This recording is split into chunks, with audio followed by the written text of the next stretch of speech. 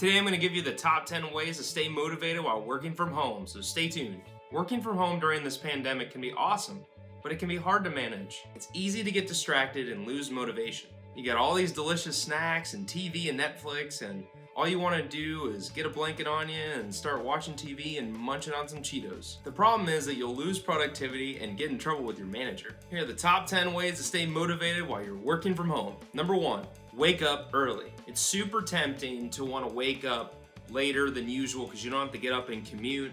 You don't have to get all dressed up. You don't have all these responsibilities that you normally have. You can just roll out of bed, open the laptop, get your cereal, and get going. I've made this mistake so many times.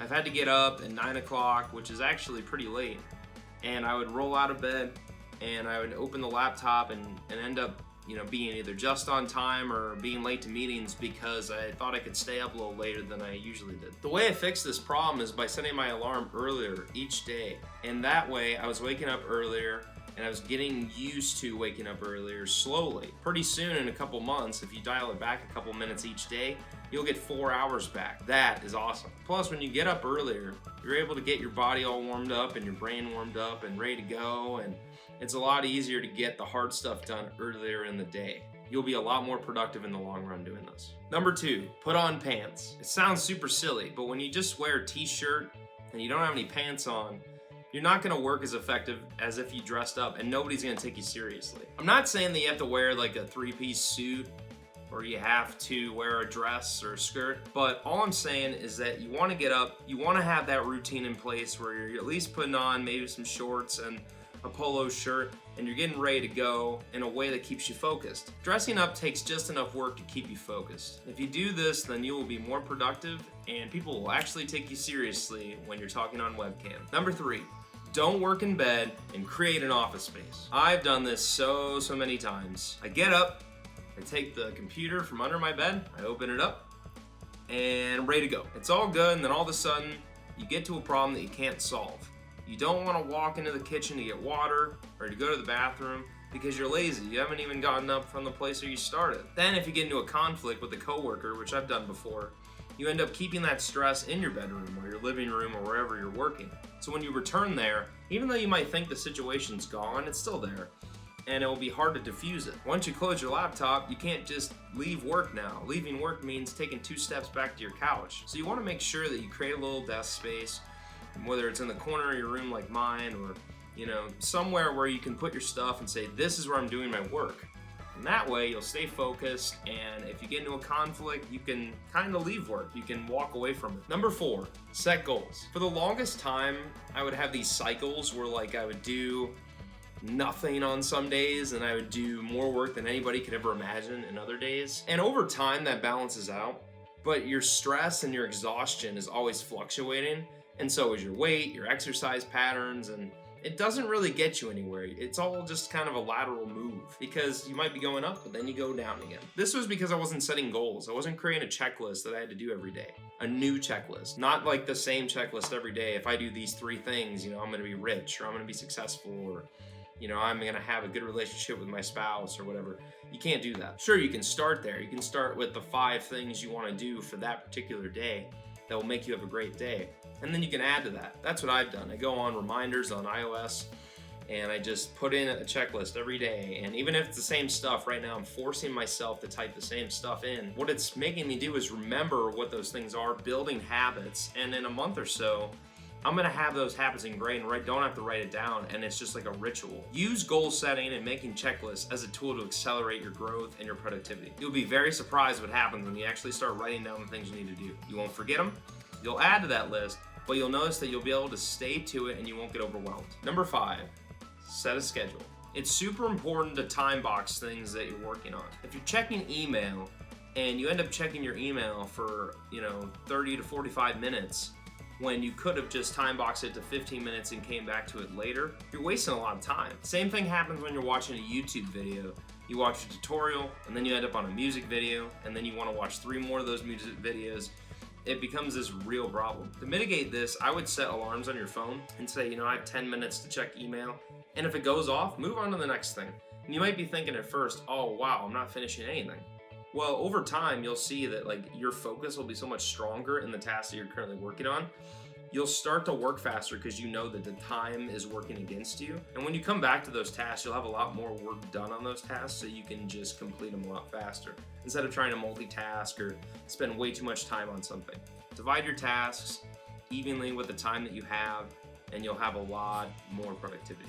Number 6, exercise. Because you're not driving to work and having to go outside or walk within your office, you're not going to get the same exercise you would. Working from home requires a lot of discipline to exercise and stay fit. The way you can resolve this issue is every 45 minutes or so, take 5-minute breaks where you do some push-ups or some sit-ups or jumping jacks, or at least stretch. Maybe walk up and down the aisleway in your room or something, or up and down the hallway. This way you're still getting your steps, you're still walking away from the work, and you're getting your mind refreshed. It will increase your productivity in the long run for sure, and it will help you reduce your stress levels. Number 7, turn on Do Not Disturb. This one is a big one. When you got your phone aside of you and you're getting all these notifications and you're working from home and nobody's hounding you, nobody's watching you, it is so easy to pick it up and get lost in this 2-hour thing where you're messaging people and looking at social media. The problem is every time you get one notification, just one, you divert your attention. So if I get an email, I'm gonna look at it and then I might reply, or I might go back to my work and then I forget what I was working on. That adds up. That little 20-second thing might add up to a minute or 2 minutes, and then it becomes an hour or 2 hours over a span of a day. And then it could become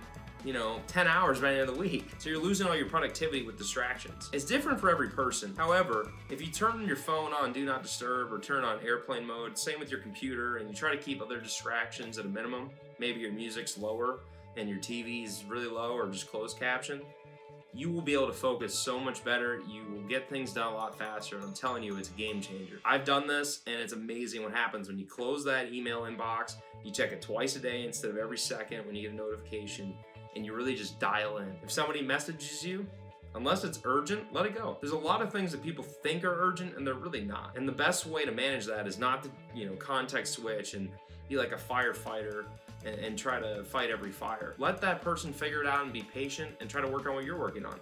You'd be very surprised how much you get done and the other person gets done while trying to figure it out. Number 8, listen to study music. With so many mediums to listen to these days, there's so many options to look for music, like on Spotify and YouTube. If you do just a simple search for studying music or focus music, you'll find tons of different playlists and songs you can listen to that will activate certain brain waves and will help you focus better and keep you from getting distracted on your phone or TV or surrounding noise if you're in a public area, even if you have roommates. I've tried this and it does make a big difference. And actually one of my favorites to listen to is brown noise.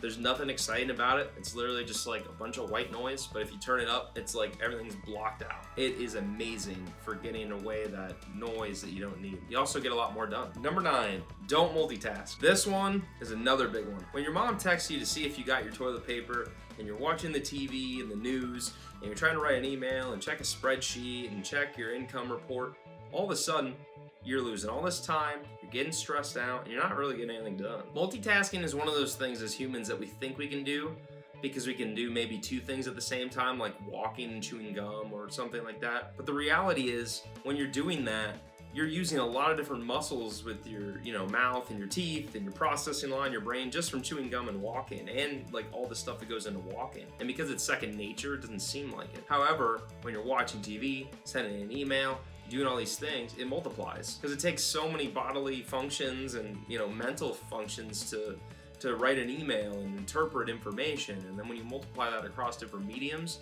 and you're dividing your attention, you're not going to do anything at 100%. Just do one thing at a time. It's really hard at first when you're like me and you're an Energizer bunny and you just want to do everything at once. But if you try to just do one thing at a time and actually get that done and set that time aside, you're going to be pleasantly surprised at what happens.